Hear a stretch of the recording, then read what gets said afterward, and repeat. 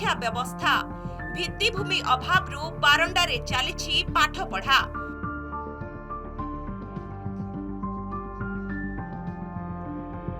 कांथर झड़ी पड़िलाणी इटा पदाकू रड जलजल होई देखागलाणी। ए हेउछि भद्रक वासुदेवपुर ब्लॉक विनोबा नगर उच्च प्राथमिक विद्यालयर अवस्था। विद्यालय रे प्रथम रु अष्टम श्रेणी पर्यंत 216 जन छात्र छात्री पाठ पढ़ुछंती। हेले स्कूल रे आवश्यक श्रेणीगृह नाही। 3टी श्रेणीगृह रे 6टी श्रेणी रो छात्र छात्री पाठ पढ़ुछंती। बाकी प्रथम और द्वितीय श्रेणी रो छात्र छात्री खरा वर्षा और शीत को खातिर न करी बारंडारे बसुछंती। अढ़ुआ पंचायत नंदपुर प्राथमिक विद्यालय भी देखा मिली समान अवस्था। श्रेणीगृह अभाव कुनी कुनी छात्र छात्री माने बारंडारे पाठ पढ़ुछंती।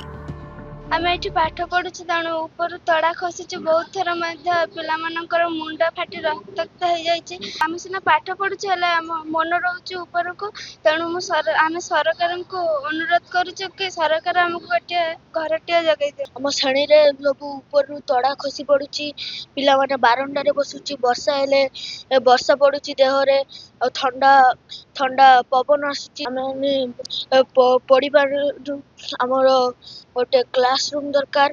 आम विद्यालय क्लासरूम अभाव जो पिला माने बारंडारे बसंती खरा काकर वर्षा रे बहुत हैरान होगा होउची। आ ठीक से शिक्षादान कार्य हो पारु ना। पिला अन्य मनस्क होउचंदी बाहर बसला परे के गाड़ी आसला के लोक आसिले विभिन्न जिनस देख पारतोनी। तापर ब्लैक बोर्ड नाही यूज करि पारनु। क्लासरूम हेले ती सुविधा होंदा पिला माने स्वरूप रे पाठ पढ़ी पारंदे। हमर शिक्षार मान उन्नत धरणर। सेही भली मंदारी प्राथमिक विद्यालय रे गोटिए घरे पाठ पढ़ुछंती 6टी श्रेणी रो पिला। वासुदेवपुर ब्लॉक रे 277टी सरकारी प्राथमिक विद्यालय रहिछि। हेले अनेक स्कूल रे लागि रहिछि भित्तिभूमि समस्या।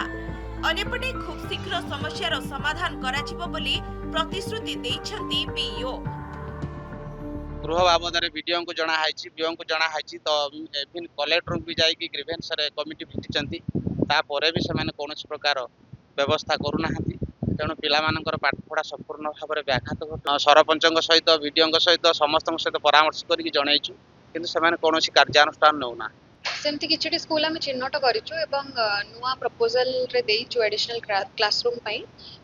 परवर्ती जबे भी नुआ स्कीम आसीबो आम सेतरे इंक्लूड करके यथाशीघ्र काम स्टार्ट किछि काम ऑलरेडी ऑनगोइंग अछि। बाकी किछि नुआ लिस्ट दिया है कि ऐड। विद्यालय समस्या प्रति सरकार दृष्टि देई आवश्यक श्रेणीगृह जोगाई देबाकू दाबी होइछि। वासुदेवपुर रमाकांत डांगुआंक रिपोर्ट, नंदीघोष टीवी।